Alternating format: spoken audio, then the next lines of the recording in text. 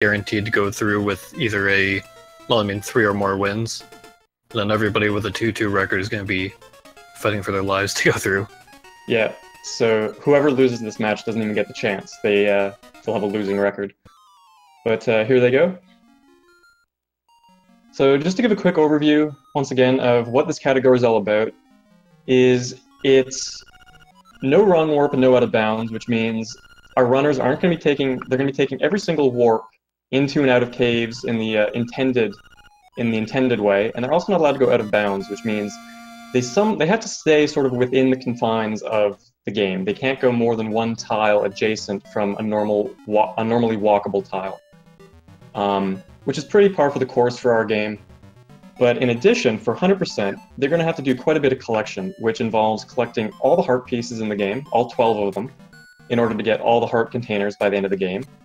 They have to collect all pictures, all 12 pictures added to the DX version to fill out their photo album. They have to collect every single permanent, unique inventory item, so even optional ones like the boomerang, the bow, the shovel, all level 2 upgrades such as the bracelet, the shield, and the sword. In the case of the sword, we're going to see our runners routing in 20 unique seashells in order to get that upgrade. They're going to be visiting the Mad Batter 3 times to get the 3 capacity upgrades for the powder, the bombs, and the arrows. And lastly, but not least, they'll be going to the color dungeon and completing it in order to get the tunic upgrade, either red or blue. So, to start off, they both need to farm up 10 rupees before they can buy bombs and play a trendy game. And Crunchy had amazing RNG. Right off that first screen, he already had 7 rupees. And there's his 10th right there on the grass. Yeah, it looks like he was kind of hoping for a later one closer to the seashell, but still not. Dragon had good enough RNG that he's forgetting to get the seashell, so hopefully he gets that from the bushes there before he goes to trendy. Well, I mean, we've seen him, well, maybe miss, maybe skip that seashell before and route in other ones later. Dragon being somewhat of a wild card in this tournament. Yeah, Dragon's one of our newer hundo runners. He's been running the game in general for a long time, but he only recently, I guess, started really doing hundo. One of his recent races, one asked after the race, like, oh, have you been practicing? He's like, oh yeah, I watched like half of the world record video. So, which was funny considering I think that was the race where everything fell apart for him in the second half of the run. Yep, and he did in fact go there for the seashell, cutting through the match. I think, I mean, as the tournament's been going on, Dragon has been sort of remembering and learning more and more of the route as he's gone, so I think we should see him following the newest route. But he's also said that he said a few days ago that he was going to run some sort of meme route, but I don't know if that was just a joke or not. Oh, Crunchy's frozen up a little bit. But, so they're both collecting the magic powder there, which is, itself it's not actually required, I think, because you can deplete it. But you do need it in order to get certain upgrades in the game from Mad Batter, which is a copy-paste from Link to the Past. So there'll be 3 of those through the game to upgrade their bow, their bombs, and their powder. Yeah, it just so happens that because we need the powder for enough things, that we end up ending the game with the powder, but it's not technically a requirement of the category. It's actually kind of hard to run out. One of my recent races, I sort of just joked around a lot, and I sort of thought, oh, it'd be a fun joke to like end with mushroom instead of powder, but you have 40 powder at the end of the game, so that just takes way too long to get rid of it all. Would have been worth it though. Yeah. I mean, I went for the rooster, so... So we just see Crunchy there, and Dragon just did it as well, doing a bomb trigger to activate Terran there. Normally you'd use the powder to turn him back from a raccoon into a human, and we have the powder, but it's faster to do a bomb trigger, which the game doesn't normally let you place more than a single bomb at a time. But by placing a bomb directly on a screen transition, you can place 2 bombs on each respective screen in very short succession, thus like allowing both bombs to simultaneously exist for a brief period of time, which kind of confuses the game and activates certain other objects that may be on the screen. In that case, activating Terran without using the powder.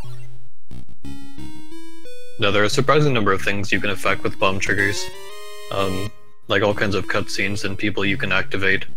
Then there are also some things where you, based on what you know of bomb triggers, you think, oh yeah, I can do that, but then it doesn't work, just because of the way like objects and events are sort of loaded into the game.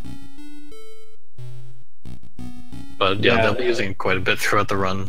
I was gonna say there's quite a few spots where I'd say we're unlucky in the sense that things are just in the wrong order that we can't bomb trigger them, but by the same token, we're also extremely lucky that as many work as they do. So both the runners are heading now to the first dungeon item of the game, and probably the most broken one, which is the Rock's Feather. It breaks the game wide open by adding a third dimension, which is the up dimension. Except that the game doesn't really have a Z plane, so there isn't really a third dimension, which is part of the problems. Hey, Dragon got that damage boost off the hard hat that Olives just showed us yesterday. Dragon's a quick learner. Yeah, points for that. Maybe it's easier than it looks, but I feel like the timing on that would be kind of tight. I think the big part of it is just the danger of being on low health. If you do damage boosts or whatever, you can very easily be on like 1 or only a half heart by this point. Yeah, which is scary for Moldorm. Yeah, and those beetles actually do a full heart of damage, not the half heart that you might expect.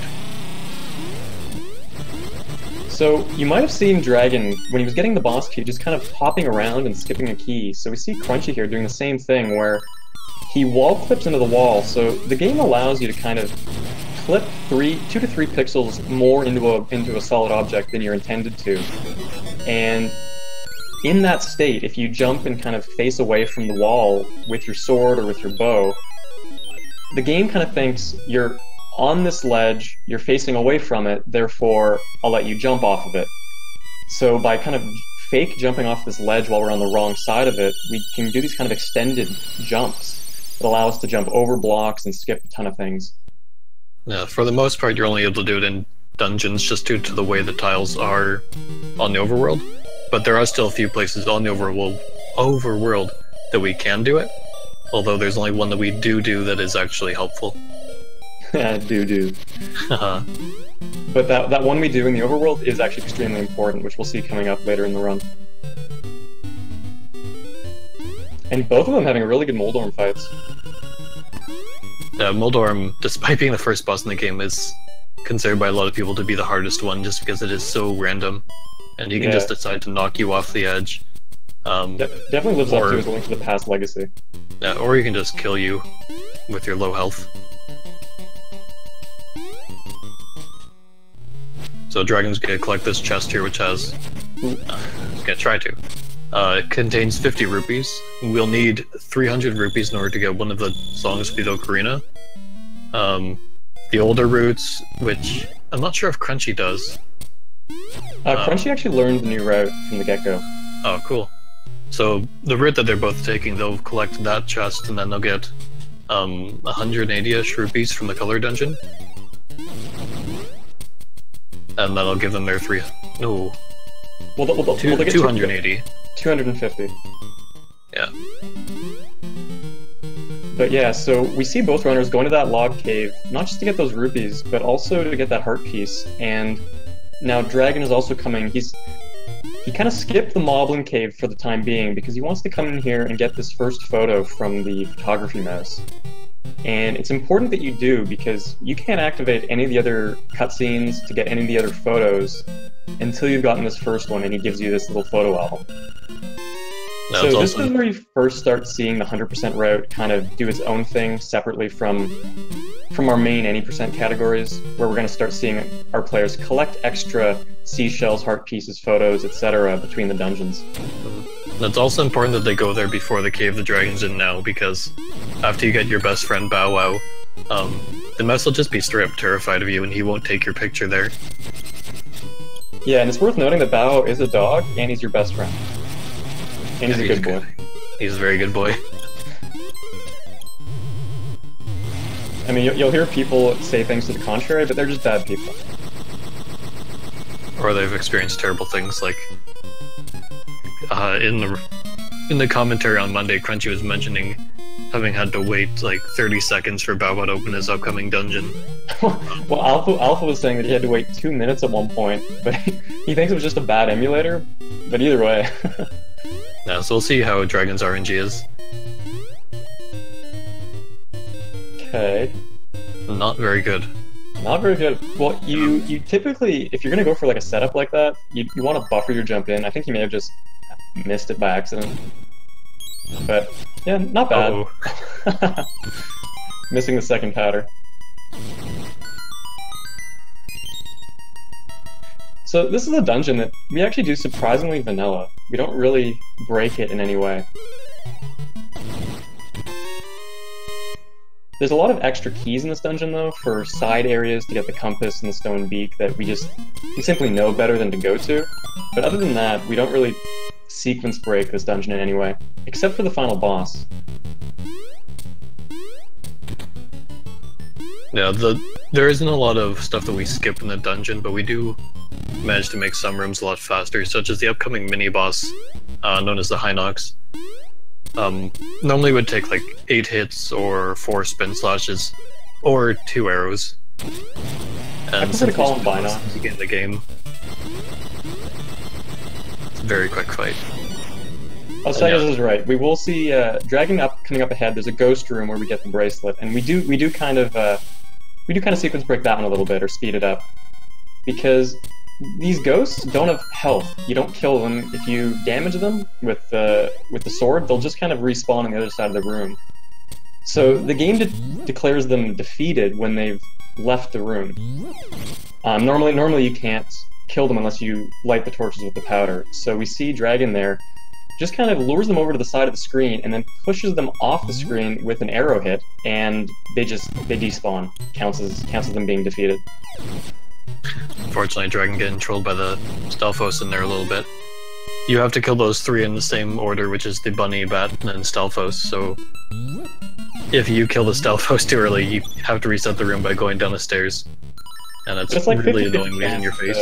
That the Stalfos just totally gets in your way, and depending how risky you want to play, you'll just end up tossing the pot at him instead. So Dragon using some relatively new tech to activate that platform using a bomb instead of a pot, as you're intended to. Which surprisingly saves time for, you know... Oh no. Sometimes funny little glitches don't actually save any time. So Crunchy is doing the ghost room there, and he knocked the ghosts off the screen, but he also went out with them. So he had to go back and do it again, and he has wasted a few arrows, so I'm not sure how he's going to be for the rest of the... up till the end of D4. As long as he doesn't waste any more, he should be fine. Because he didn't do any bow strats in D2, and typically you have 2 to 3 arrows extra.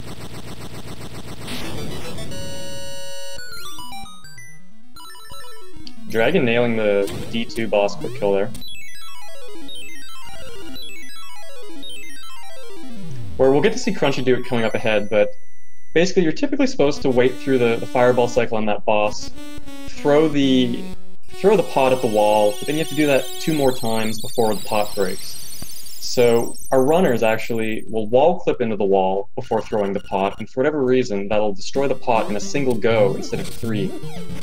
And then once the genie spawns, we have a setup where we place a bomb, and then set up to throw a bomb arrow at the wall immediately after that first bomb explodes, such that we can damage the boss twice and kill it before it has a chance to teleport away, turning a very long and annoying boss into a very consistent one. So right now Dragon's just heading off to the east in order to activate a warp point so he can see that screen, and then when he finds another warp in the world, he'll be able to get back there immediately. That saves quite a bit of backtracking later on in the run. Nice, and Crunchy getting the D2 kill really easily.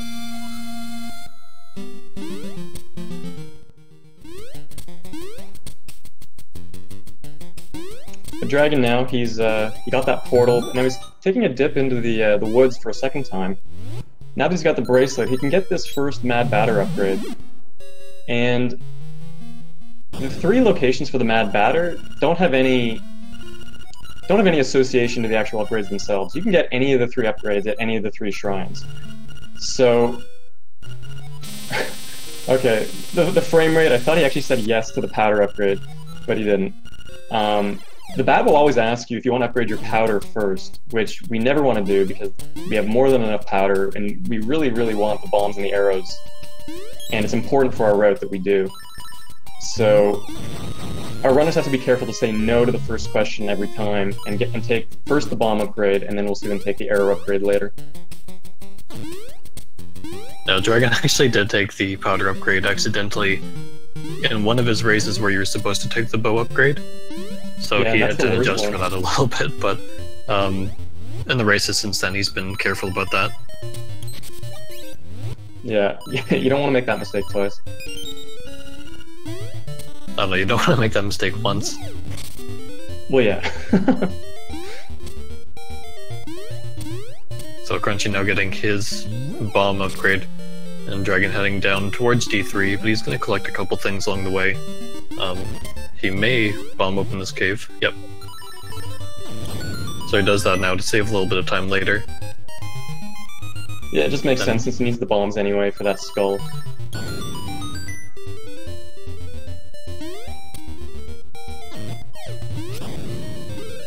And I'm going to get a picture that you can't get if you go through KrunchyLex Castle.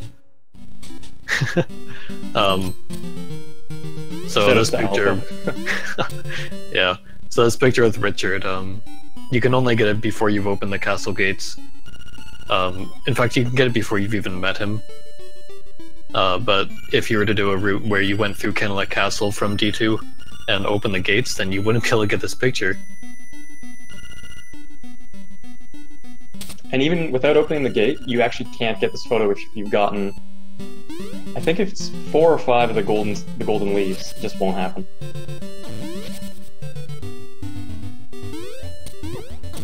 We affectionately call it the Richard picture. Yes, that's exactly what we call it. Yep, definitely. Definitely no other term for that. Yep. But, so... Oh, yeah, go ahead. No, after you, I insist. Oh no, please. I'm sorry. You're too kind. Dragon made us stop in there after the photo at the Seashell Mansion. That's the first of 3 times we're going to go there. And it is the place where once you've got 20 seashells, 20 or more seashells, you'll be rewarded with the sword upgrade. But there's 2 prizes you can get before that point at 5 and 10 seashells respectively, where you'll get a bonus seashell. So it's really nice to route those into the route. And then Dragon just getting a villa skip there, where you're supposed to go to KrunchyLex Castle, collect 5 golden leaves, and then Richard will let you into the cave there, into this little maze to get the slime key. Instead, we jump onto those 2 pits that you're not supposed to cross, pause until we hear the fall sound, and that pause actually cancels the falling, and kind of sets us a few pixels below the pit onto the menu bar where we can stand, and then we simply transition downward, and it plops us down right onto the next walkable tile, and we can just go right to the slime key without getting any of those golden leaves, which is awesome. It's an extremely RNG heavy trick though. We don't really have any control over how many pause buffers it takes, and did you see how many pause buffers it took Dragon there? Looked like maybe 4 or 5. I didn't see, but I thought it was quite a number. Yeah, it wasn't good, but it didn't look terrible either. Also, I just want to make one quick comment. Spearster mentioned that during the villa skip, you actually stand on the menu bar. There are actually tiles there where you see your items and your hearts and whatever. And because we don't want to like kill each other debating over whether they're tiles or not, we allow them for the sake of out of bounds. Yeah, because we had a hard time discussing whether or not standing on the menu bar, you know, counted as like a solid tile or not, but it turns out that the entire visible screen area is wrapped by normally inaccessible a tile type that's normally not anywhere in the game, that just so happens to exist under the menu bar, and also just so happens to be walkable. So we kind of got by on that. Did you catch what happened to Dragon there? Because he went into D3 by jumping across the islands normally. But I thought he'd already Jesus jumped, so did he like save and quit after getting the seashell? Yeah, I was watching Crunchy. I missed that. So that's like the silly kinds of mistakes you can make where you accidentally save and quit somewhere. Like, for example, after getting the Pegasus boots. And you have to do segment all over again. But no one would do that. Oh, shit. So, Dragon accidentally grabbing the Guardian Acorn there that drops after a certain number of kills without getting hit. That's really unfortunate because he actually wanted to collect the piece of power instead, which also drops after 30-odd kills. And the Guardian Acorn is essentially useless. It halves your incoming damage, but neither runner is at risk of dying here. Whereas the piece of power gives your sword a knockback effect and increases your sword damage by 2, which is... Oh, and increases your movement speed, which adds up over the course of this dungeon. But more importantly, the extra damage and knockback allows for a quick kill on the boss, which now Dragon's not going to be able to go for. Not a big time loss, but definitely an annoyance.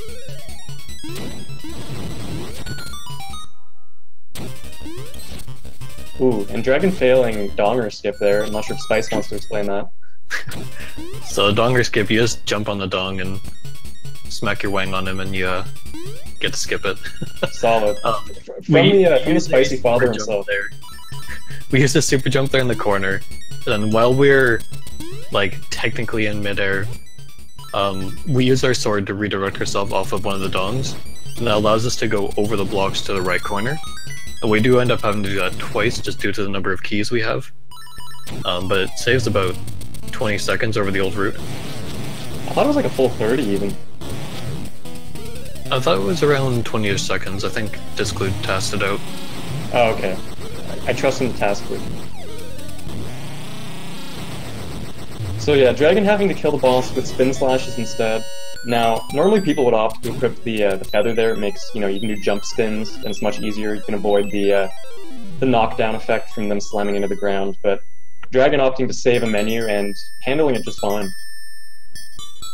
Yeah, Dragon plays quite a lot of rando, so he's probably used to doing all of these bosses with only so many items. Yeah, Dragon is definitely a wealth of unconventional techniques. Kurvon, what's the best clue then, if Task Clue is only the second best? So Crunchy picking up a couple of kills there to get his piece of power. So we'll hopefully be able to see him do the boss the way we normally do it. Unless he takes like 3 hits before then, but that really shouldn't happen. It's also worth noting that that Dong skip has a high likelihood of soft locking as well if you're not quick enough. Typically you won't see most runners have an issue with it, but it's more common than we'd like to see it. A few people have definitely soft locked this tournament. Once you have the boots, you're at least able to get out of it. But without the boots, if you land in the block, you're just done and you have to save and quit. Although, as we saw in one of Xander's races, even with the boots, you can still get in a position such that you're stuck.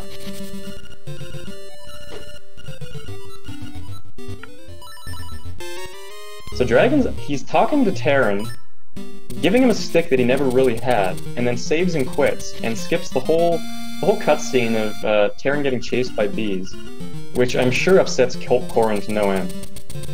But saves a surprising amount of time. Saves like 5 or 6 seconds. Yeah. Yeah, like we never got the stick, but the game is really well made, so it just assumes that since the stick is like vanilla required to get into E3, it assumes that we have it. And Dragon doesn't remember to get the seashell. Oh yeah. Looks like he even like double checked there to make sure. Am I at 9? Yeah. No, so he's at 10 now, so he'll be getting his second gift for 11. Then he'll get one more in the maze down to the south and then head on to Elma Village. Ooh, swag dash? Nah. Nice. Well, he didn't do it, but he didn't get the swag dash. I still really need to figure out how to do that because it's really cool. You just have to be dashing into the pickup. Oh, okay. But there's something about like you have to buffer the up or down or something like that? I don't know. I don't know if buffering is required, but you have to hit it after you get out of the text box. Although yeah, you probably do have to buffer. Otherwise Link will just like move up. Yeah, 2D sections are very strange in this game. It's like it's a different mode for Link where the physics are just totally different, and there's a lot of strangeness with it that the developers didn't necessarily work out.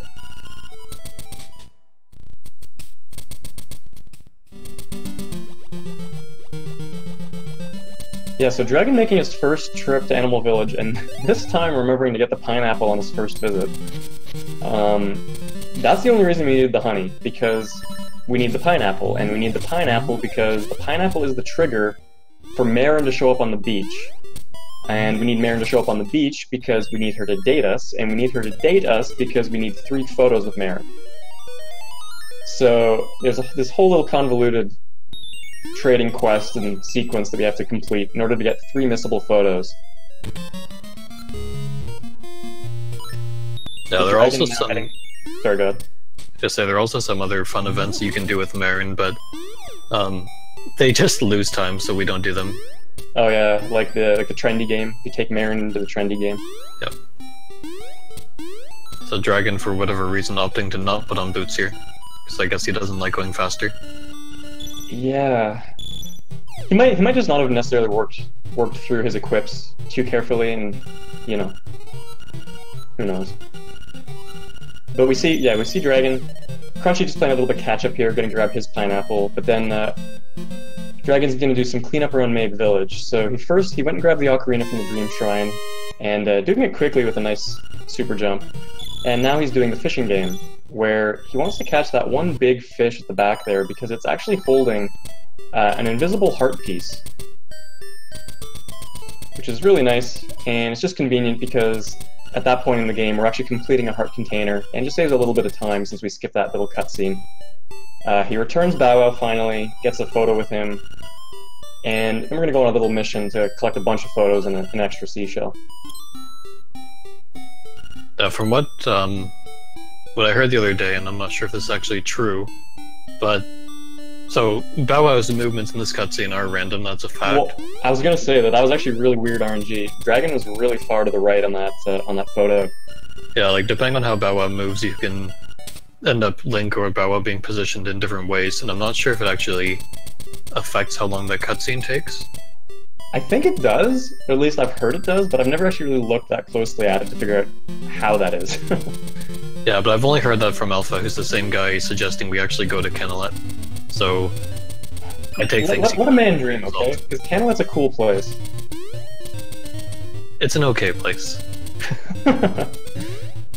It's a silly place. I mean, it's got the pit dude. I'll give him that. It's got the pit dude. It's got the bonk crow. It's got the bomb wall. It's got so many unique things. But does it have the bonk monkey? Guy. Sorry? It doesn't have the bonk monkey. It doesn't have the bonk monkey, no. So, the seagulls in this cutscene here, they are also RNG, and depending how they move, it can really ruin your run. So you can see how that one's like just off on the bottom on its own. That's probably gonna make this cutscene take like 10 times longer than it should. I hate you so much. I don't know how much Coron's paying you, but it's not enough. So I think that's a different seagull breaking away from the pack there. We need to start commentating the seagulls directly. It's not a race between Crunchy and Dragon, it's a race between the seagulls. So Dragon's going for the first of his pictures with Marin. This one down on the beach, where Link's face just looks really weird to me. Looks like a statue or I don't know. Well, it's just like that, like, cute style, where, like, they only have so many pixels to work with. Like, Marin doesn't really have a nose 20 either. pixels there.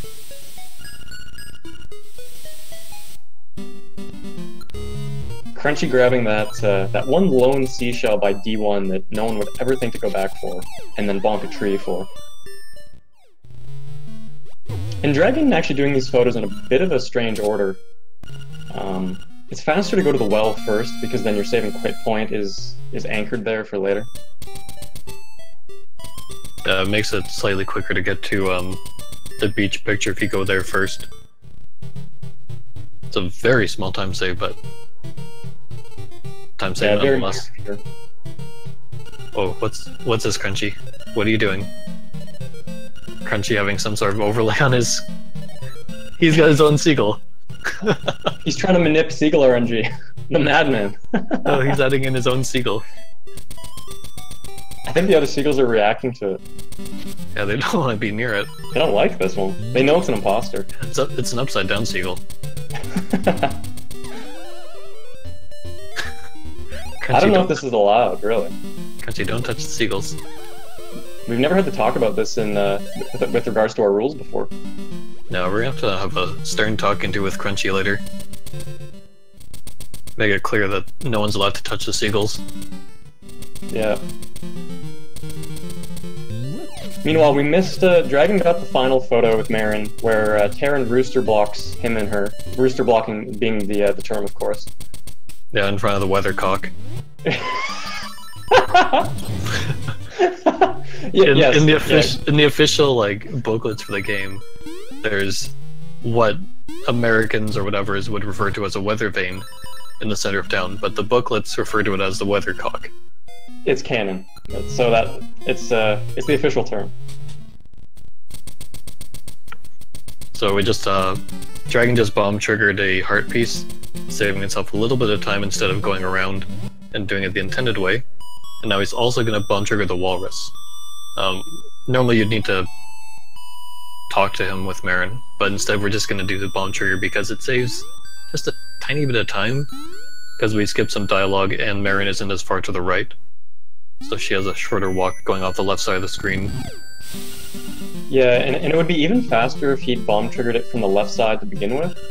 But this route he's done, I think, actually can be faster. If you hadn't missed the bomb trigger the first time, could be faster than going from the left. Simply because of menu routing, if I'm not mistaken. Uh-oh. Uh-oh. Something talked to him there. I don't know what it was, because there's nothing on that screen. Yeah, Link was just talking to himself, and then found a key in that pit. It's a very helpful pit. No, it's a really nice pit. Yeah, don't know why it's there, but... This pit is just really friendly, it gives you the key to go into D4. Yeah, we just bully it a bit with arrows, and then, yeah, it gives us a key. So we see Crunchy actually going for the walrus skip from the left-hand side on his first way through. And then he's going to head up to get the heart piece after this cutscene. Kind of the opposite of Dragon. So two different ways of doing it, very, very close in timing. But we'll see that when you do it from the left side of the screen here, Marin leaves the screen so quickly, like it's not a time thing. The game simply calls the cutscene a wrap when she leaves the screen. So the rabbit actually just vanishes off the screen because he doesn't make it in time. Ooh, and he's gone. Dragon here is coming up to get his first song on his ocarina, the Ballad of the Windfish. Yeah. Our first of 3 songs on the ocarina. And typically the song you would need to actually beat the game to open the Windfish egg. But we won't even use it, we'll just use the bombs for that, like everything. And for whatever reason, after this song is played, she'll ask you if you understood the song. And if you say no, Link will just forget it. And you'll have to listen to this whole cutscene again in order to get it. Yep. So it's pretty easy to say yes. No one should ever say no to it, but it has happened if you press the wrong button. It's also kind of funny, like, in our community we have jokes about, like, what's the best song, and there's a lot of people who correctly think that the Mambo is the best song. Correctly, yes. But then there are a lot of people who are like, oh no, the fish, or the frog song is the best song. But I haven't heard anybody trying to say the ballad is the best song, even though it is, like, significantly better than the frog song, at the very least. I think because it's, like, the obvious choice. It kind of goes without saying.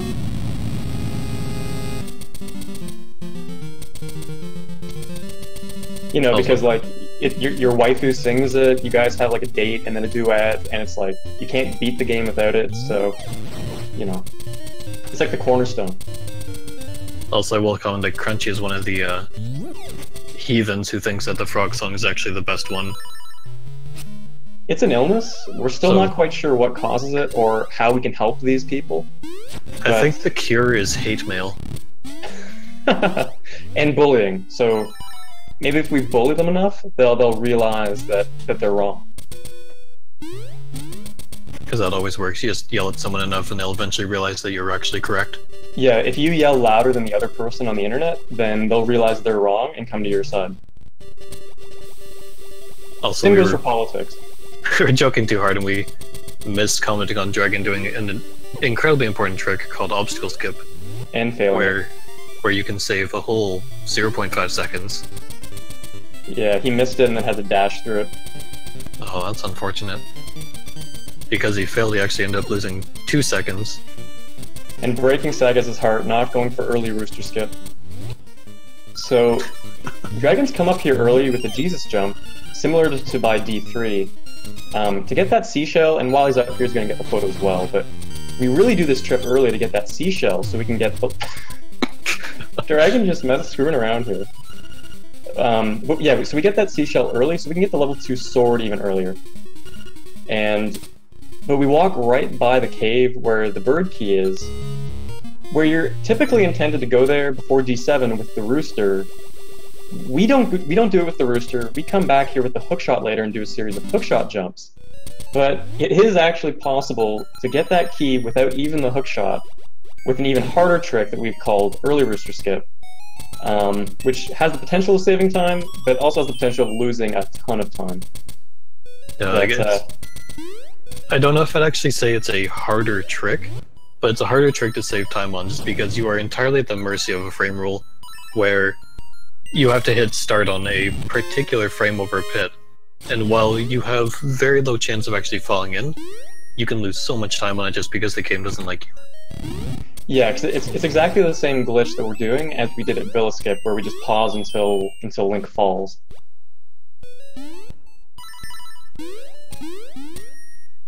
And Dragon doing a Jesus jump there that skips... it skips doing the mini-boss at least.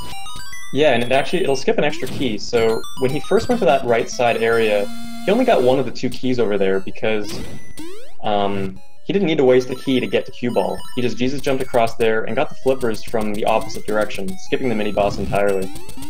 And sort of I'd actually call this the third skip of the dungeon, where he's going to lift these pots, super jump, and clink off these p-hats with his sword, very similarly to the dong skip we just saw in D3, skipping an entire 2D section there to get up to this boss key. Which is actually unfortunate, because in the old route, that little 2D section that brought you up there had a really fun, like, bonk clip you did to get up through that section that we don't see anymore. Also, Dragon opting to save arrows here, even though he still has 2 left. Did he have exactly 2? Yeah. Well, I mean, he'd want to save at least 1, I guess, for going into the boomerang cave. And the sword strat's not that much slower as far as I know, so, I mean, power to him. I'm not sure why he laid a meme bomb, but...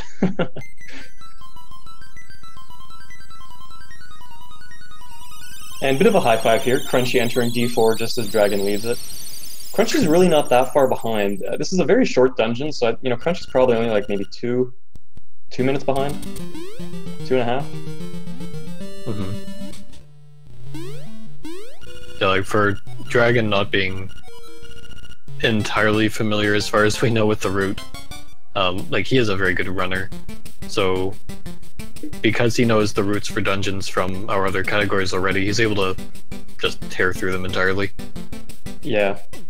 Yeah, he's definitely one of the top runners in terms of execution, even if he's not necessarily, like, top in this category particularly. Certainly the best at scrambling when things go wrong.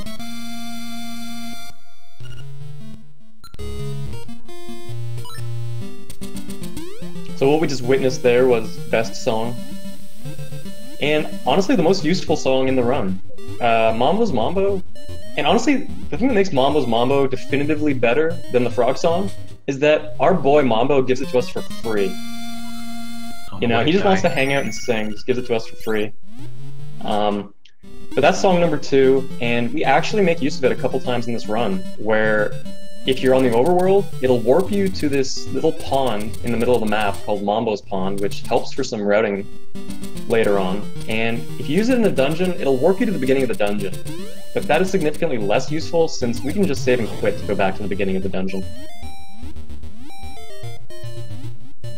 Also, Dragon's going for the heart piece down here, and he's actually getting it out of order a little bit because the time we'd normally take it is when we warp here again, using the warp holes, and we're able to save and quit after the heart piece right back to the warp hole that we had most recently been at.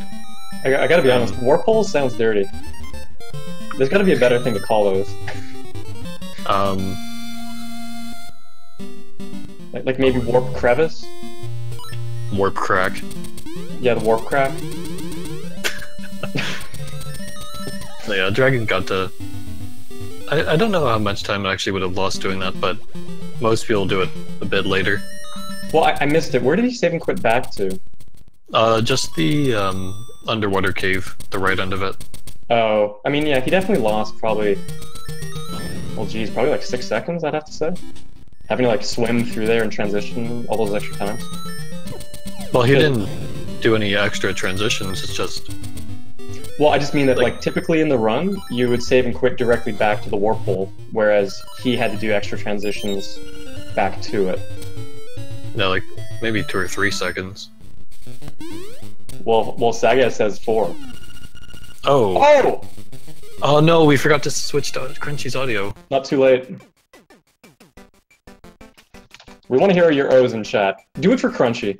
Do it for us. Do it for Mambo.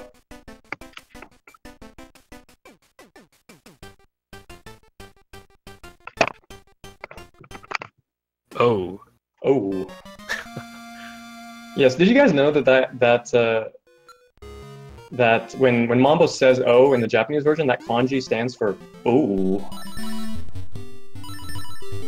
I did not know that. Yeah, that was some hot lore I got from Crunchy when he commentated another race. In English, it's "oh." In Japanese, it's "oh." It's a good thing we're on the Japanese version then. Yeah. So this is that overworld super jump that we were talking about earlier. So Dragon is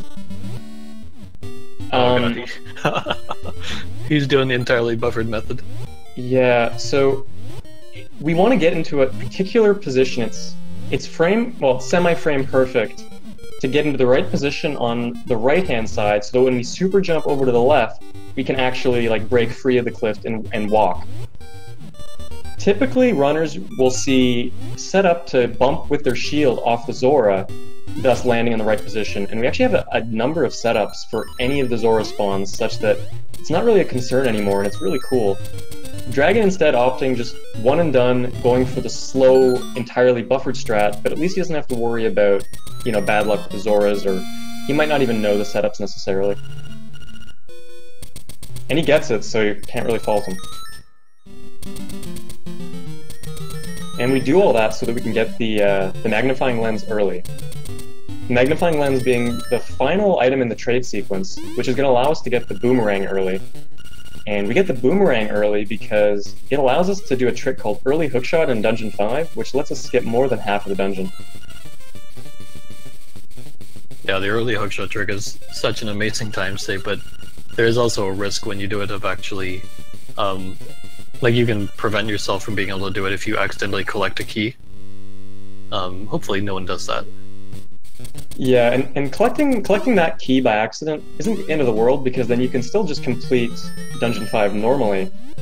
But doing the early magnifying lens and the early boomerang does actually lose a bit of time, so if you mess up early hookshot, then you've lost the time for setting up the trick without getting the payoff.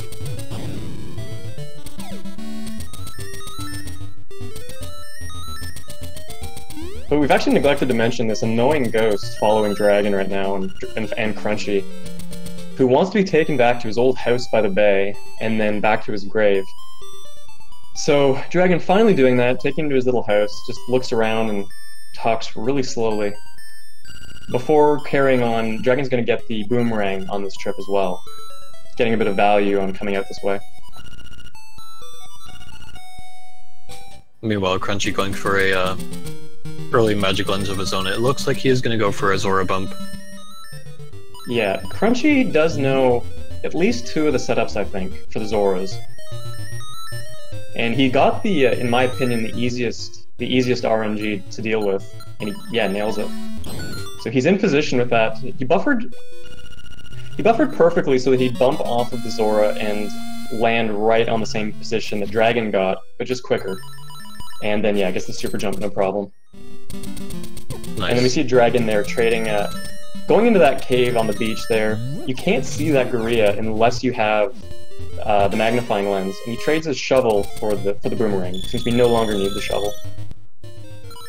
Okay, I'm confused by Dragon now because he just got that chest, but yeah. everything else he's been doing indicates that he would be getting rupees in the color dungeon. So I'm not sure if he just forgot. Yeah, so after getting those 50... he's doing my boomerang. That's mine. Thank you, Dragon. That's not your boomerang. Yeah, I did that in like a random run. People are like, "Oh yeah, that's faster," but I'm not gonna do it. I thought someone posted that in Discord before you did it. I don't know. I'd never seen someone do it, but after I did in a run, I was like, "Give us the gas. Is that faster?" And he's like, "Yes, it's faster, but I won't do it because my menus."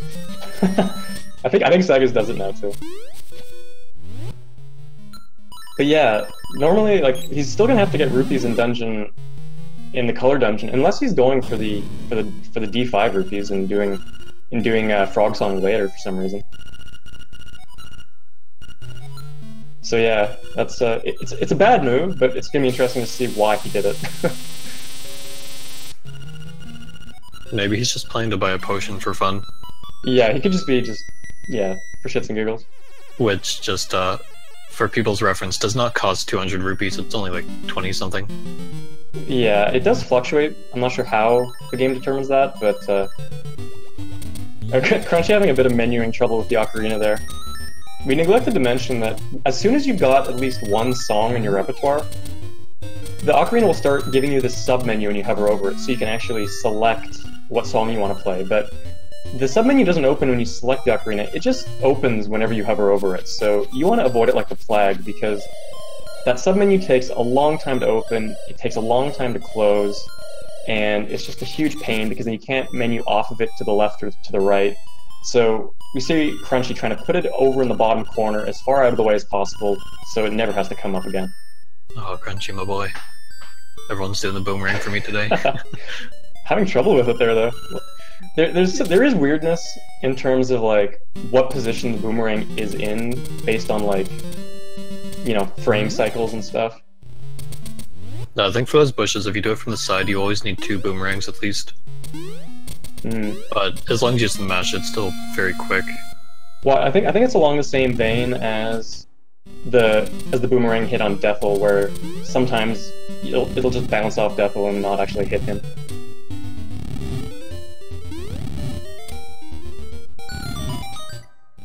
But Dragon returned the ghost to his grave, got the photo, which is really the only reason we bother with the ghost cutscene, cuts through to the graveyard, getting a heart piece on the way, and finally, he knows the secret password to get into the dungeon, and he's now going to go through here.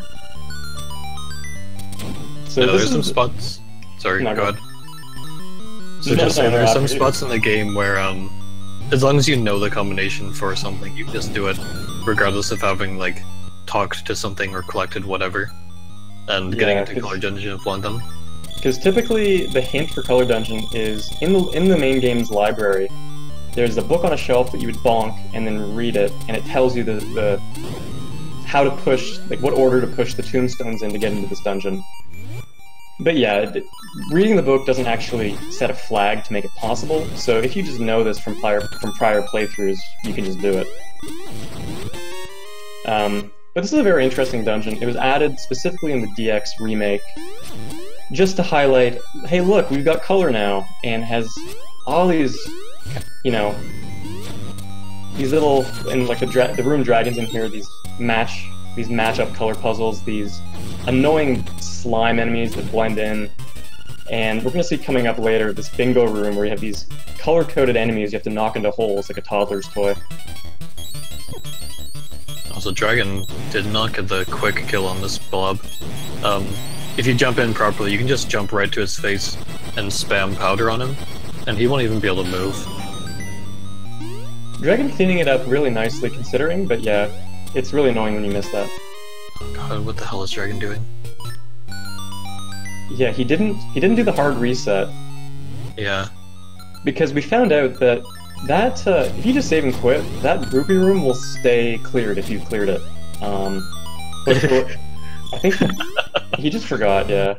So we see him hard reset here because when the devs added this stuff in, they kind of tacked it on, and they didn't make sure to actually include that state data in your actual save RAM. It's just stored loosely in memory, so when you reset the console, you just reset this room by chance. Yeah, so we use that to collect a lot of rupees. The one other thing that can reset it is leaving and re-entering the dungeon, but in order to do so, you have to do you have to push the tombstones again, and that just takes so much time. Yeah, and then you have to dance with those ghosts again, which is a pain. Ah, dancing. Worst. Subversion dancing? Oh. Feels so bad for Mighty Mouth. Subversion dancing is better than Goron dancing, though. Oh no, it's all just dreadful. You're just not a dancer. Not so at this all. is what we call the bingo room, where you gotta hit these enemies. They're indestructible unless you can sink them all in their holes. So you have to stun them, then you can pick them up or hit them, and you gotta sink them in their holes. So Dragon not having a very good go of it there, but with the boomerang, he's at least able to kind of collect the key quickly there. Yeah, we can pretend that's a time save. Oh god, what's he doing? At least he, good. at least he knew what he'd hit, so he could fix it. Yeah, it happens to a lot of people where you're trying to go through this as fast as you can, and you accidentally hit like the middle or whatever, and you just sort of get confused and you don't know what you did wrong. Well, luckily, Dragon did it with the boomerang, so he was able to actually see what he hit. Whereas a lot of runners will do that room with the arrows, and because the arrows kind of spawn kind of slightly above Link where you wouldn't necessarily expect them to, a lot of the time, depending on your position, you might hit a statue you didn't think you hit, and then you just get lost in the puzzle and you have no idea how to get back on track. Did Crunchy reset? I think so. Yeah, I saw him hard reset. Okay. Yeah, Crunchy knows what's up. Doing the Good same point. thing that Dragon did, trying to get the 300 rupees. And we see Dragon opting for the red tunic. So, we haven't mentioned it yet, but the two tunic options are really just the same effect as the piece of power for the red tunic and the guardian acorn for the blue tunic, but just permanent all the time. One thing to notice that Dragon, as we can hear, he's on only 2 hearts of health, so he could actually die here if he's not careful. It's very easy to take extra hits in the signpost maze that he's entering, and it's also very easy to fall down pits coming up. So yeah, he's gonna have to be careful. No, if he'd taken the blue tunic, he would at least be safer from enemy hits. But yeah, it's so the still blue tunic not good. effectively doubles your health.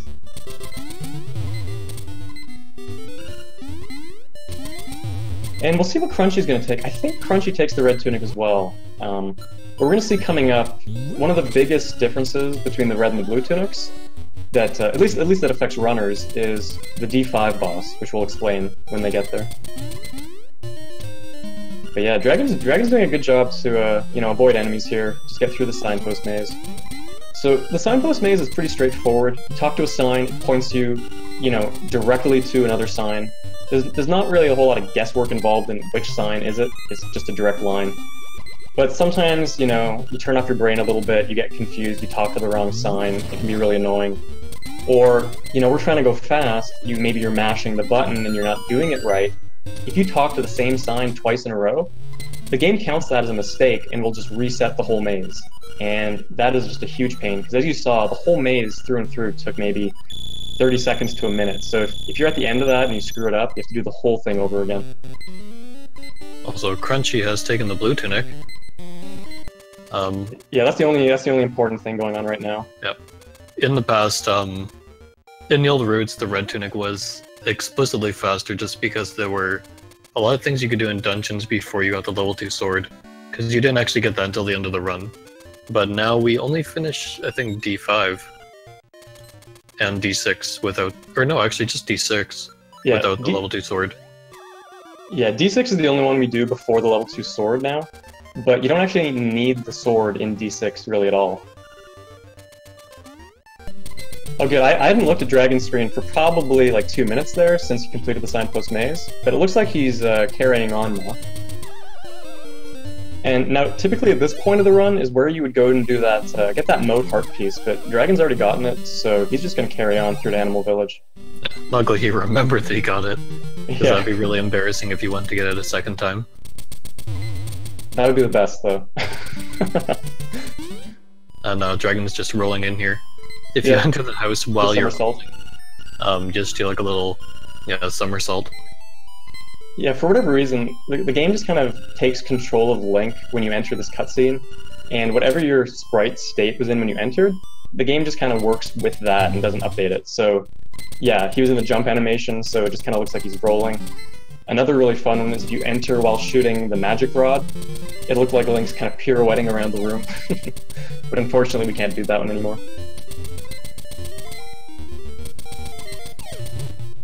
But yeah, so what we skipped over on Dragon's screen and what Crunchy's going to be doing now is the reward for beating the signpost maze is you get to find Mamu's secret lair where he records just awful tracks, and he has the audacity to charge you 300 rupees to listen to this trash.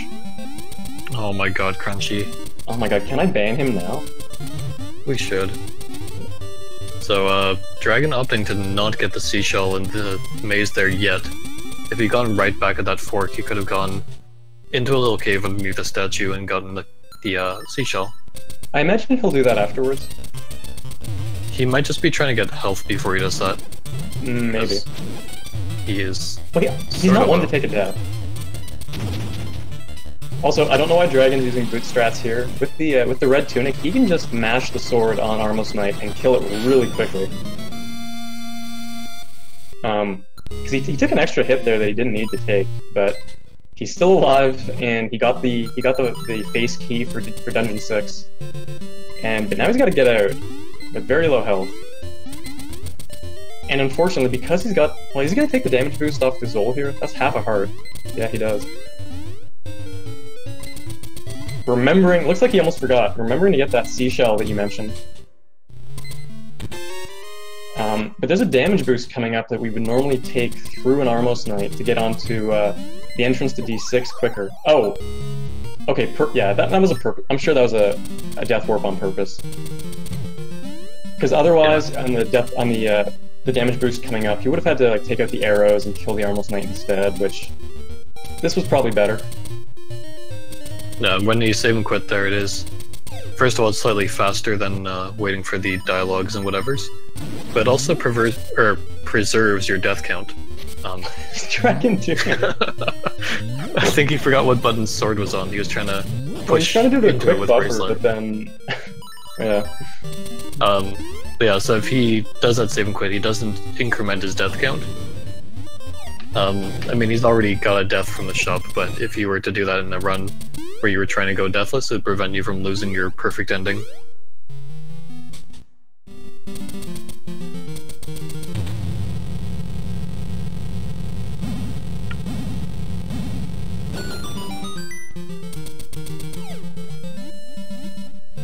And once again, Dragon is sort of diverging from the route we expect him to take, because the current route takes you here after Dungeon 6. So he's going to collect the level 2 sword here, and then save and quit back to Dungeon 6 and complete that. However, after D6 he's going to be heading down to D5, which also takes him right past here, so he's actually sort of like... he's going to end up doing this path twice. So it loses a little bit of time, but he also does get a free full heal from this if he chooses to take it. And he may be opting to get a little bit of a heal for it. So that may be what he's thinking. Yeah, he's taking himself a little bit of a heal.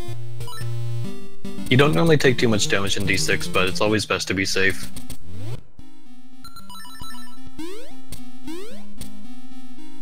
Crunchy doing a little picture check there that I didn't quite catch, but I'm assuming he has all of them because he's not crying.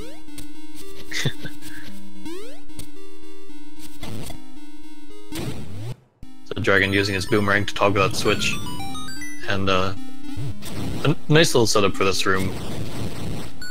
If he had stayed in the corner right where he'd planted the bomb, he could actually have killed all 4 Zols in one bomb, but it's faster to get them with your bow if you have the ammunition. Meanwhile, Crunchy is doing his Armos Knight fight, with the blue tunic, so it's going to be... Oh, he's just going for spin strats. Yeah, this is quite a bit... Oh, hello. Sorry. Sorry for that absence. I was just gonna say, typically with the blue tunic on this fight, you would opt for the boot strats that we do with the green tunic and other categories. But I don't think Crunchy's learned it yet, so he's just opting for the safer strat of jumping with the sword. Yeah, in our non-hundo categories, you would still have the shovel at this point, so you could do a cool strat where you basically freeze yourself in place in your dashing animation, and you can just basically have the Armless Knight, like, keep running into your sword. It's a lot slower, but it's also infinitely swaggier. Yeah, it's way cooler.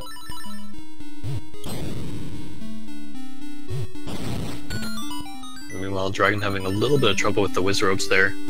That room is not entirely free when you have the red tunic just because of the knockback, but we'll see Crunchy going through there and hopefully having a much easier time. By the way, did you catch Segez in chat saying he has a new time save for the route? I don't listen to Segez anymore. Yeah, he's the ruiner of dreams. Yeah, we used to have a really nice hundo route, and then he changed things. He recreated the world as he saw fit.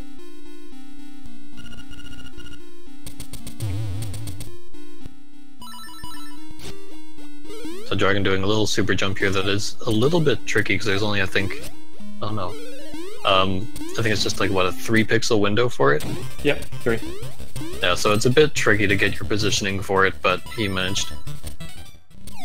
Well, Dragon actually failed to jump the first time. He was too high, and you have to be careful because if you're too low, you just won't get the jump. If you're too high, you'll get stuck and you won't be able to leave the wall to continue on. And if you jump too far, you actually won't be able to jump off the ledge. Typically, you can still use a boot stash to get down, but in some cases, you might just get soft locked. So Dragon have a little bit of trouble with the skill heads. I guess I call them that because they're only skill based.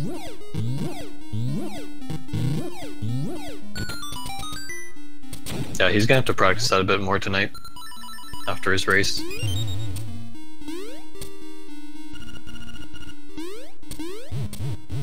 Meanwhile, also using...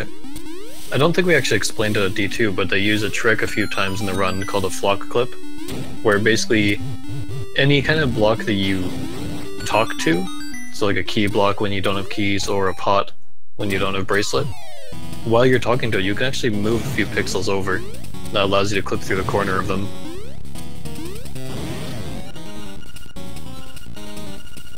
And also give me a nice bombing to Mr. Facade before he even shows his face. Yeah, typically, Facade will talk to you, and then he'll show up, and he'll start throwing pots at you, and his hitbox is only active when his face is there.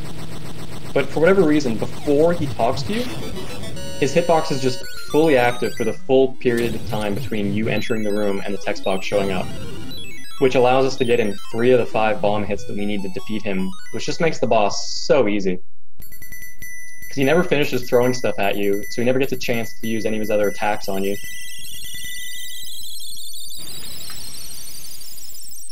So Crunchy going for... I don't know what we really call it, a super hop, I guess? It's sort of like a super jump, but you do it really late, so you don't go quite as far. But he uses that to line up on the right side, already clipped into the wall. And that allows him to super jump up here to the boss key. Then him doing his flock clips, and then the very precise super jump here. I do just want to point out that I was noticing that Crunchy is still keeping really tight pace with Dragon here. You know, like Crunchy's already halfway through the dungeon when Dragon was finishing it. And I just checked, and Crunchy is currently on a string of golds a minute ahead of his PB, so... GG, Crunchy. Yeah, so he's nailing it. So, I think you missed it during your away time, but Dragon actually got the level 2 sword before Dungeon 6. Oh, interesting. So that's why he didn't get it just now. So he's getting a sick Enter D5 gold, but it's not a real one. So I missed that. So if he got it beforehand, did he do the save and quit back to the D6 door then? He did. And then did he just swim the D5? Yep. Okay. I think he was doing it mostly for the heal, because he did stick around for a little bit to get the healing after the sword. I see.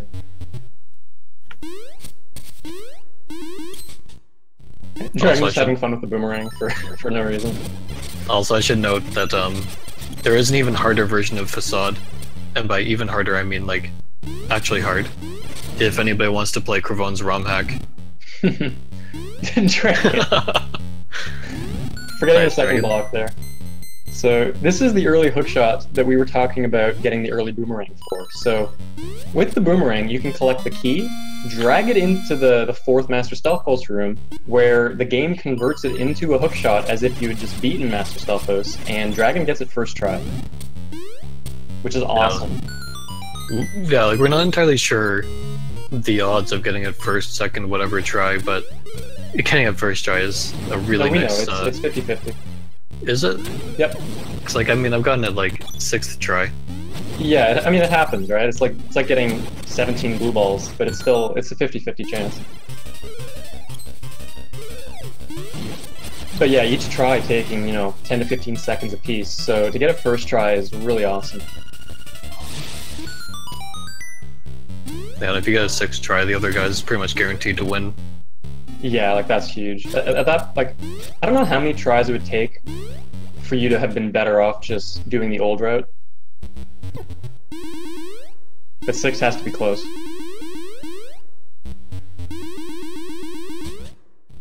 Yeah, so Crunchy now finishing up D6, and we're going to see him now get his level 2 sword.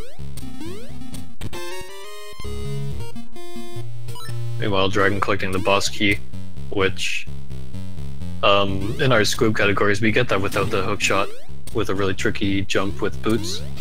But since we have the hookshot at this point in Hundo, we are able to get it pretty quickly. Yeah, honestly, D5 and 100% is one of the best reasons to run 100%. Like even the odd time where you get bad luck at early hookshot, it's still worth it to just breeze through this dungeon with without having to do Master Stealth Post and without having to do Dumb Jump. It's just great. So Dragon showing off his bookshot there. The bookshot. If you have the hookshot on your B button and the feather on the A button, and you use them both on the same frame, you'll actually do a faster hookshot. And we're not but I still think we should call it quick fast. Just throwing it out there. A quick fast. I call it the hook fast, but I also call it the bookshot to remind Phantom Matt which button the hookshot goes on. So actually, this boss fight the Dragon's on right now is one that's heavily affected by your tunic choice. So Dragon getting 3 hits on the first 2 cycles there, and now he just has 2 hits left, and missing the 3rd, but getting it just fine on the 4th pull there.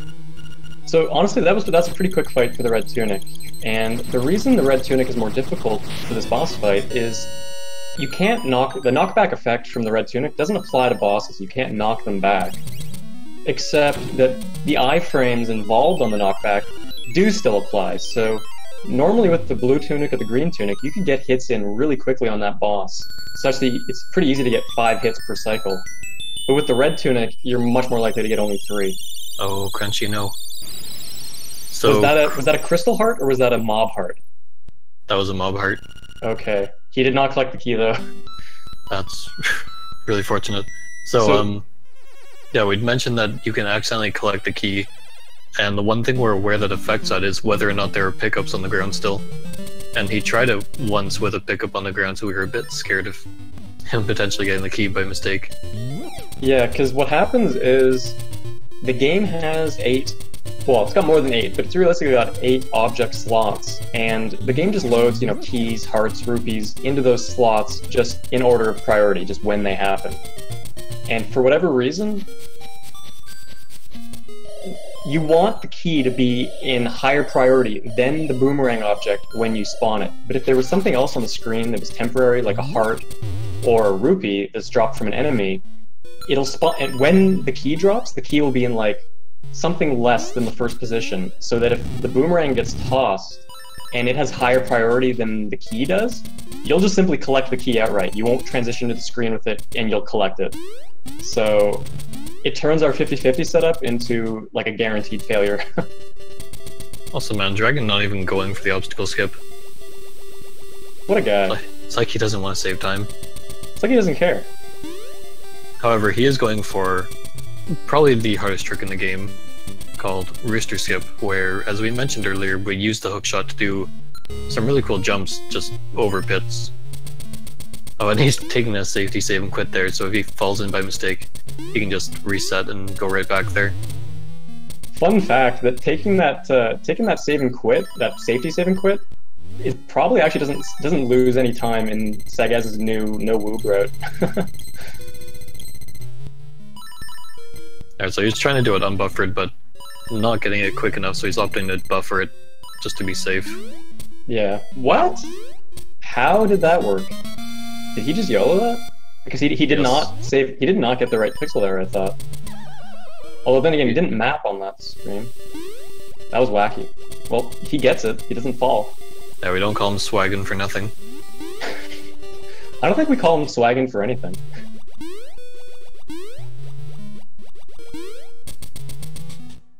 I don't know what you're talking about.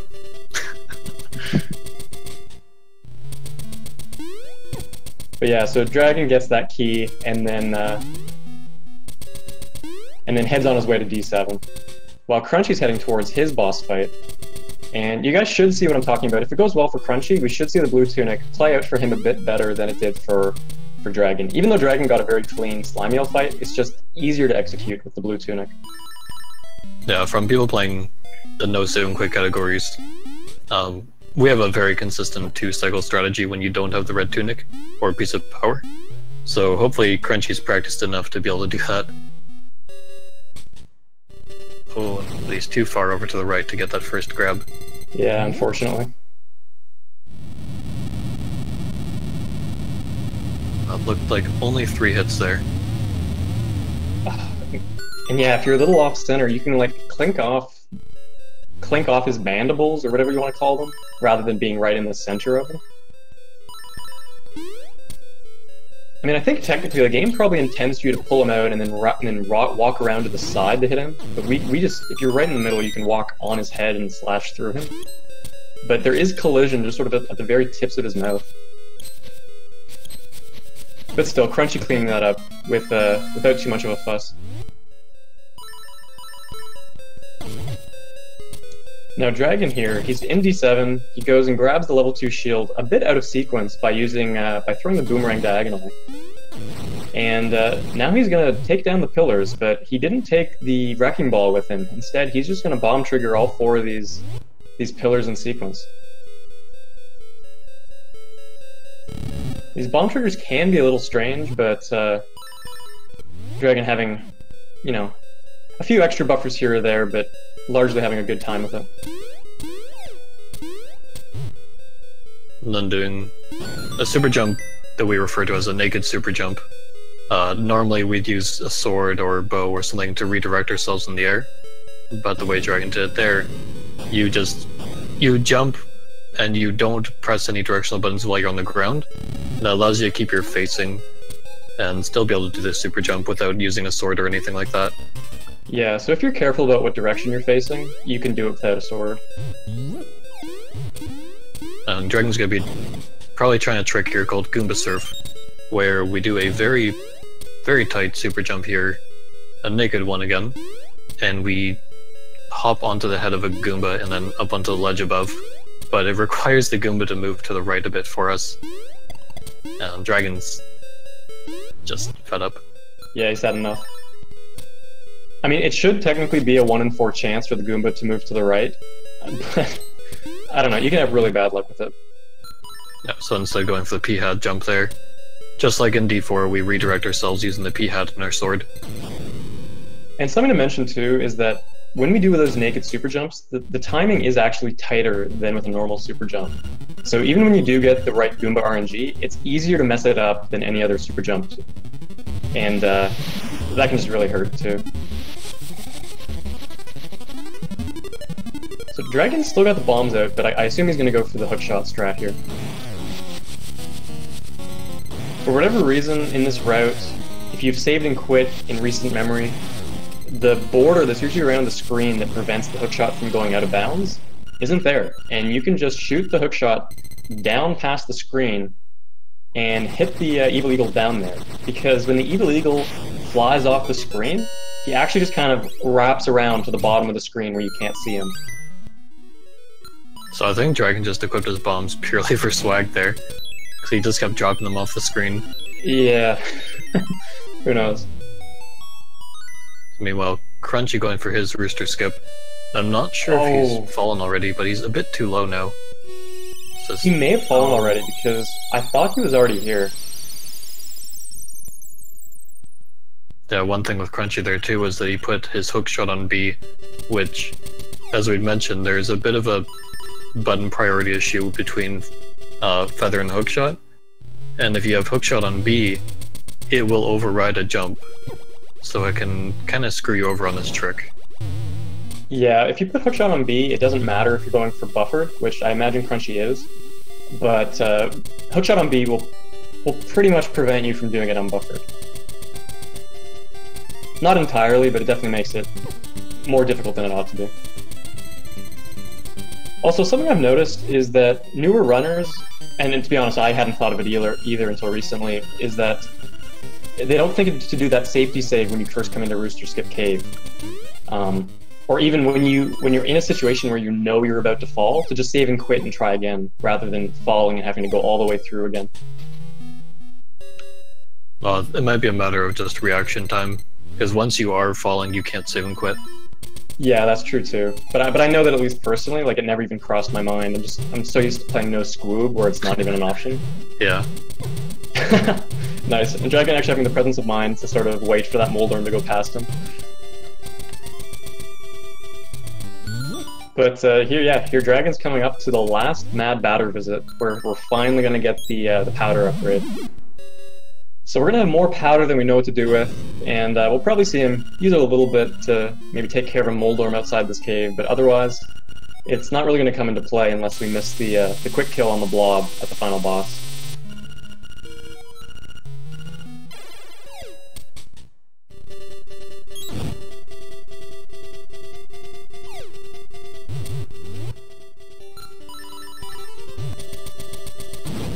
So ideally for Dragon, that'll be the last powder he uses in the entire run. And now he's doing a trick called Flame Skip, where we basically go past that flame without using the level 2 shield. In our other categories, we never even get the level 2 shield, so we have to do that. In this category, it's just still faster. Also, it looks like Crunchy unfortunately has fallen behind a great deal here. He didn't... Looking at his splits, he didn't seem to have the greatest Dungeon 5, although I didn't see the bulk of his Dungeon 5 other than the final boss. And then unfortunately, he did have at least one fall that I saw, if not more, on the Rooster Skip there, which set him back. And Dragon going for that fun little super jump there to get to this side. Normally we would use the Zamboni, the Roomba, whatever you want to call it, to get across to that side of the dungeon. Instead, he does a super jump over that block and then bombs a wall.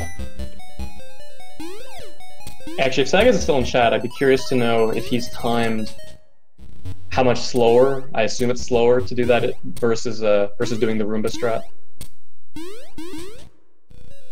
But Dragon then doing a hookshot clip through that key block. So, like we mentioned earlier, that quick shot or book shot, whatever you want to call it, that lets you hookshot at double speed, lets you, like, going twice as fast, you clip kind of twice as far into that block when you hookshot into it. And by being in a 2-pixel horizontal range, you can use that extra distance that you've clipped in to kind of sneak by the key block, which saves a lot of time because it lets us do Magic Rod early, and we don't have to get that early key, thus saving us an early trip to the west side of the dungeon. So Dragon's trying to show off his moves, but actually not going quite far enough into that block. At least he didn't soft lock. And this is what I mean. See, he's having trouble with the naked super jumps. It's the timing's a bit tighter. You have to hold down a bit longer.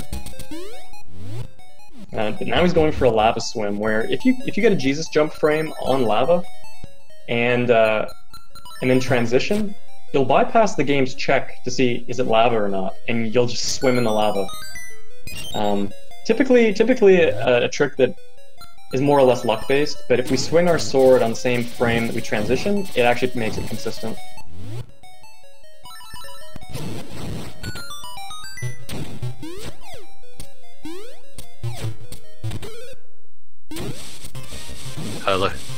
Looks like Dragon hasn't really fully practice some of the rooms in Hundo, because that one with the snakes and the fire in our Squib route, we would never even do that because we don't care about going left. Or actually, we take an entirely different route getting there, which is a lot faster. Yeah, and like he ought to have used the sword strat on that room, but he switched to the magic rod instead. Only cost him a menu, but yeah, just little things like that. And for reasons unknown, he's bringing his charged sword over here, just for fun, I guess. Yeah, I think it's faster to equip the boots there. At least I know that's what I do. So he's collected his. No, he's missing a heart piece. Oh. Uh-oh. Uh-oh. Uh-oh. So this is potentially going to give Crunchy a lot of time to catch up if Dragon doesn't know where it is. So I'm sure Dragon's aware, but yeah, whether or not he knows where it is? I think I know which one he missed. Of course, he's much more aware of his run than we are, so hopefully he knows. Oh god. Yeah, I think I know which one it is, so... Which one is that? I think it's the one in Obstacle Skip Cave, although I thought I saw him bomb trigger it. Yeah, I missed that second obstacle skip. I was watching Crunchy's side. So I'm pretty sure he got the cave under D7, which is the only other one I could think of him missing. Oh, Crunchy, don't do it. Crunchy, no! Crunchy, you're still ahead! So, Crunchy being the big bad memester here, he's actually saving Marin for really no reason at all, because this only loses him time. You have to talk to Marin like forever, and then Terran comes by and he's like, "Oh hey babe, you want to come home with me?" Then Marin's like, "Oh yeah, I'll come home with you," and then they leave. And you think they're done, but then the owl comes in and talks to you for another eternity. There's no reason for that. I have to imagine he did it for the joke. Yeah. So, Dragon has not noticed that he's missing a heart piece, because he's going for the egg.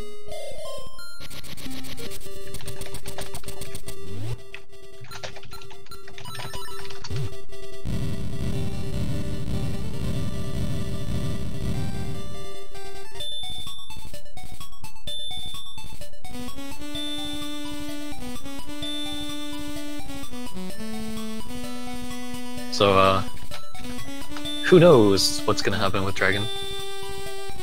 And the typing that you may hear from Spearster is, I guess, him posting in the SRL chat for Dragon he's missing heart piece.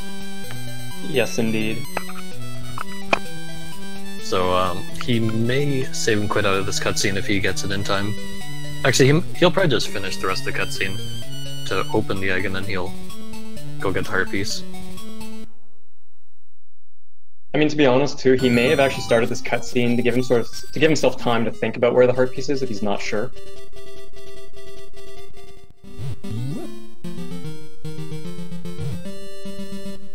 Okay, yeah. So he's going up to the obstacle skip cave, which is the one I thought.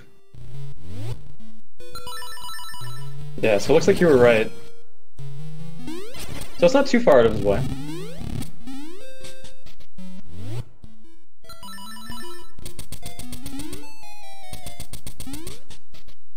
Yep, there it is. So he's gonna bomb trigger this one.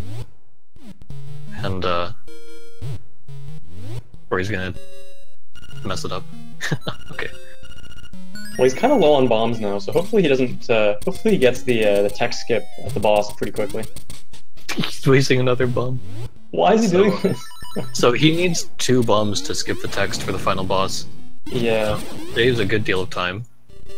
Although it also blocks the music in that boss fight. And contrary to popular belief, it is possible to buffer that tech skip on the boss. Doesn't it run the risk of a softlock there, though? Not if you do it early. It's you only softlock if you pause late. What are you doing? When Dragon gets salty, Dragon starts memeing. So we're getting some nice memes. Oh my god!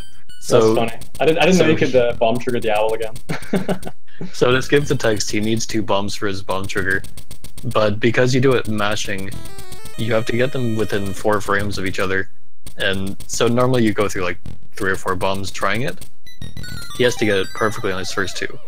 Yeah, it depends how good your mashing is, and I remember Dragon's not being very good. Yeah, unfortunately he misses it. But fortunately for us, we get to hear the boss music. That is very fortunate. Yeah. So this boss music is amazing. Yeah, like I know I wouldn't be comfortable going in with 2 bombs. Like anything less than 10, then I'm not sure about Dragon, it. please stop, Dragon. He's ruining our music. We need to ban that guy.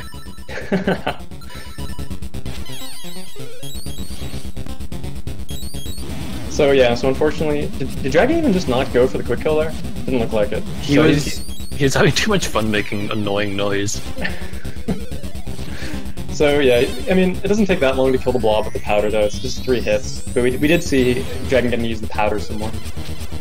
Trying to powder Aghanim, though I don't think it's going to be too effective. Now Aghanim here, his first 2 attacks are always reflectable. But everything after the first 2 is a 50-50 chance of being either reflectable or being blue balls. And there's no cap on this, it can go on forever, theoretically. And we need 2 more hits to end the fight. So is that 2 or is that 3? Yeah, that's 2. So that's average. That's average luck for him. No, 3 though. Wow. So we're gonna give Spearster a chance to count in French. Quatre. Oh, is that how you pronounce it?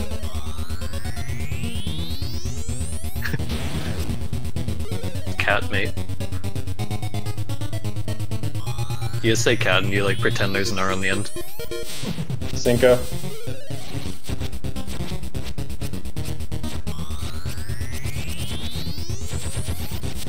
Seis.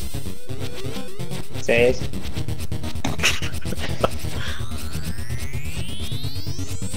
Disappointed in you. Okay, so 6. So that's kind of bad, but yeah, he's still well ahead of Crunchy.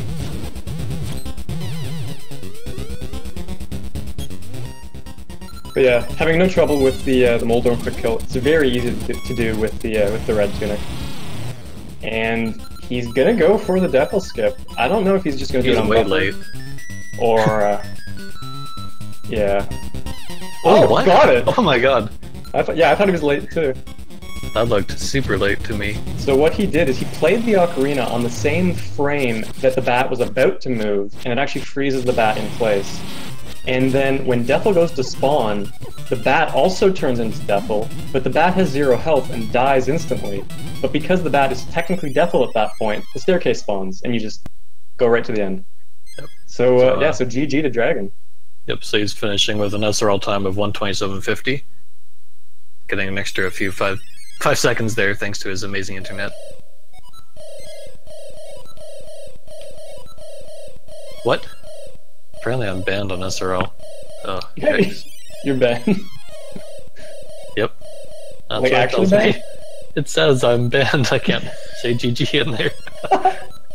Oh, GG oh Dragon. My God. Well, I mean, you had a good run in the tournament. I guess you have to drop out now. Yeah, unfortunate. Yeah, it's a shame. Guess Pika Pals gets a freebie. So let's see if Dragon wants to hop in here with us. So switch over to Crunchy's audio as well. Oh, yeah, good call. Him just finishing up Pothead, which is his last instrument, so now he's going to be heading over to the egg as well. So unfortunately... Sorry, go ahead. I was going to say, unlike another person, he does have all of his heart containers.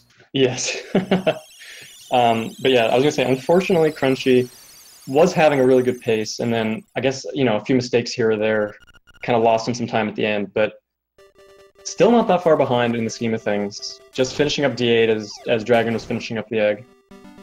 Yeah, he had a really rough hookshot clip room in D8.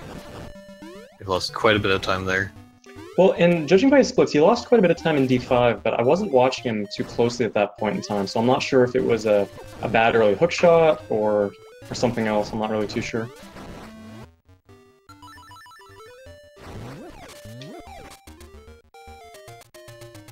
Well, if we're lucky, Crunchy will at least show us what it looks like when you get the text skip on Deathel. Although it means we don't get to have the music again.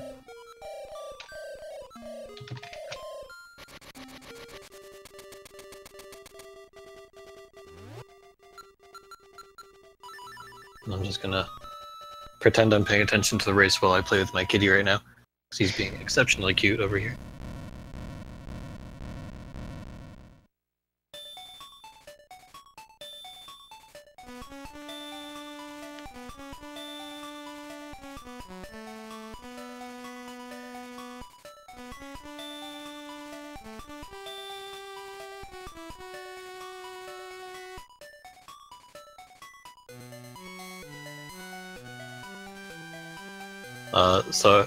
So I totally didn't notice at first, but Crunchy is memeing so hard that he actually played the song here instead of bomb triggering. That's true, I didn't notice either. So in like a normal run of this game, we would not play any song other than Mambo, but that doesn't mean we can't use the other songs if we want to.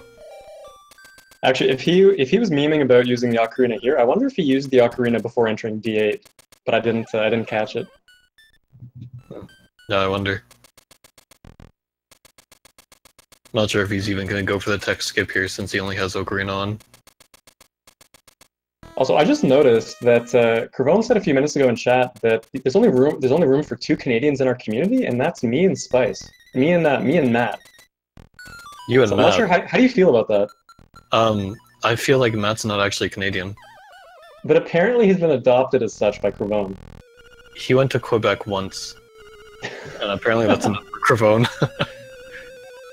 Is Canadianism contagious? I don't know, but I don't think there's anyone in Quebec who could catch it from. Oh. He may have caught something. We kid. Quebec is a lovely place. Quebec is a great place with a lower drinking age. And cheaper booze. Beer. I think cheaper cigarettes too, for those who care about those things. But you shouldn't, because it'll rot your soul. So Kervone, GT didn't catch Canadianism, he moved to Canada, he actually lives here. Well, but I mean, Kervone's not wrong. I mean, he caught it by choice. Is that sort of like when I get my girlfriend to cough on me when she's sick, so I don't have to go into work? But you work from home. Also wife, not girlfriend, shit. I mean, calling her your wife now is really confusing because it's so close to the word waifu. Yeah, I know, you wouldn't want to confuse her with my actual waifu of Shimarine. Well, yeah, and yeah, you just don't want to... Like, it's hard for me to know who you're talking about, like, when I first hear it, you know? Crunchy having a rough time with blue balls. I think that was the 5th one. Apparently there's a lot of salt on his face cam, which he does have even though he's, like, not being watched by anybody. I guess Drax is watching, but let's see it. I think... Okay, I just saw Crunchy fist pumping. I think he's going for blue ball world record. Yeah! He got one! Alright, looks like he... Spoiler alert. But you saying spoiler alert. Well, I don't want to, like, count out how many things he has before the end of it. Oh god, are you spoiling blue ball world record? How many is this? How many is this now? I don't know. I do want to go back and count that. I'm sure it was not world record, but that was a lot. Oh, so he was a bit too close to Moldorm there, so he got knocked back and couldn't do his quick kill. But it doesn't take too many hits thanks to level 2 sword. Yeah, it only takes 8 hits with the blue tunic and level 2 sword. And Ganon here takes 6 hits with the boots.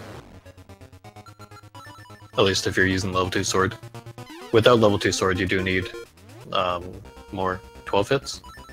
Yep. And we actually get to see Lan Molas for a little bit. And Crunchy opting for the tried and true bow strats. So Crunchy there's no way he's not getting a PB now, so he may as well just have fun. This is the way we'd kill Deathel in our no save and quick categories where we don't get the boomerang. You need 16 hits to the eye, you can get 4 hits per cycle. Unless you're a robot, in which case you can do 5. Shout outs to TGH, who is a robot, and no longer with us, because he only plays Celeste now. But Crunchy having a relatively clean fight there.